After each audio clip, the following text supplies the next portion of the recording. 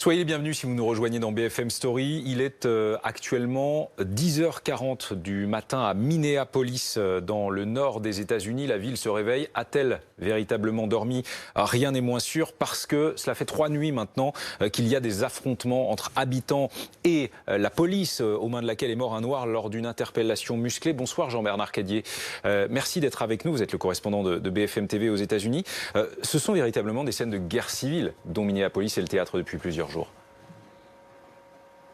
Effectivement, après 3 nuits d'émeutes, un commissariat a été envahi la nuit dernière, envahi et incendié par les émeutiers, des dizaines de commerces pillés et incendiés, y compris des magasins tenus par des Noirs.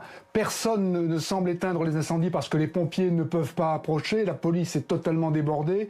Visiblement, la police a reçu l'ordre de ne pas arrêter les pilleurs pour ne pas faire monter la tension. Le gouverneur du Minnesota a décidé d'appeler l'armée, en l'occurrence les réservistes de la garde nationale, mais pour l'instant, les soldats ne sont pas encore vraiment intervenus. Il y a eu et il y aura encore aujourd'hui des manifestations dans tous les États-Unis, à Denver, à New York, à Los Angeles. 7 personnes ont été blessées par balle à Louisville, dans le Kentucky.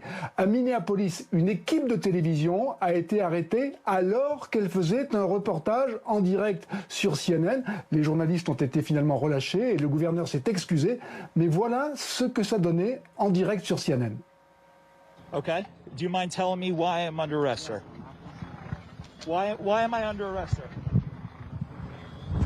Officer's with CNN and he's on the air right now.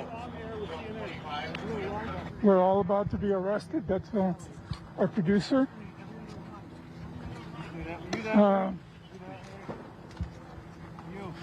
I'm probably going to be taken in a minute. I'm being arrested now. I got to put. Can I put the camera down?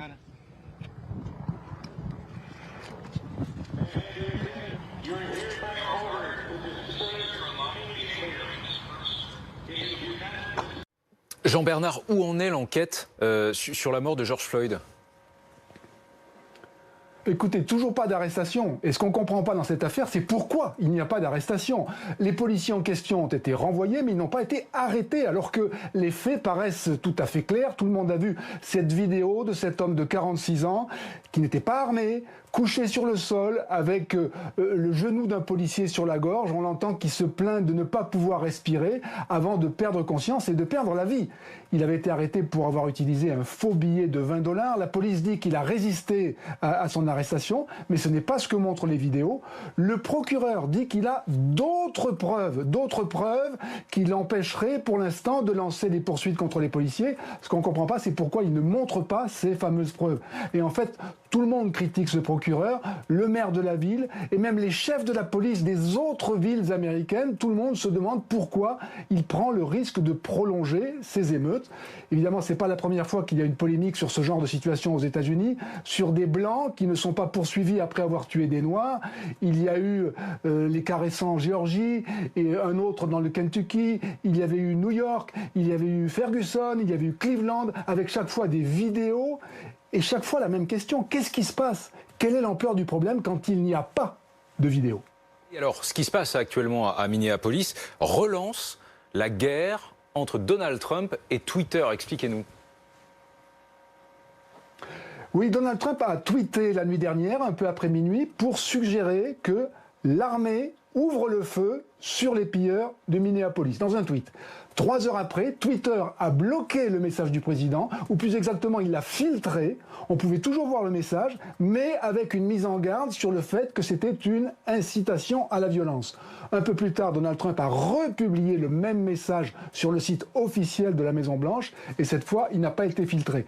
C'est effectivement une guerre entre Trump et Twitter étant son mode de communication préféré.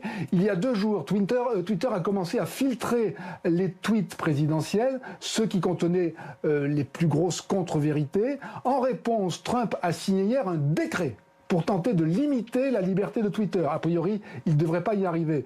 Mais Donald Trump dit que c'est de la censure, que Twitter est du côté de l'opposition.